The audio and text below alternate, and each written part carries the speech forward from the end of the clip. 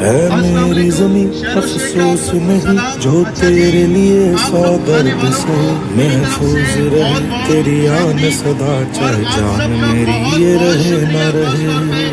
Chamber Hyderabad का मेरी ज़मीं महबूब मेरी, मेरी नस नस में तेरा इश्क बहे, फीका न पड़े कभी रंग तेरा जिस्म से निकल के खून कहे।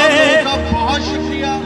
और ये जो 6 सितंबर की रैली है ये हमें याद दिलाती है कि पाकिस्तान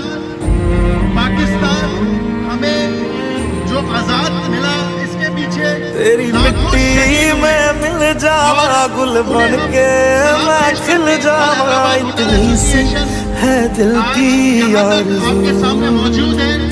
और इसके तेरी नदियों में बह जावा तेरे खेतों में लहरावा, इतनी सी है दिल की आरज़ू।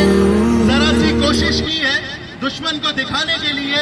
इंशाअल्लाह ताला जिस दिन आवाज लगेगी पाकिस्तान का बच्चा इस सरजमी पे अपनी जान कुर्बान करेगा इंशाअल्लाह। पाकिस्तान पाक फौज, all Hyderabad hotel association, thank you so much. बहुत बहुत शुक्रिया शेरोज। ये थे शेर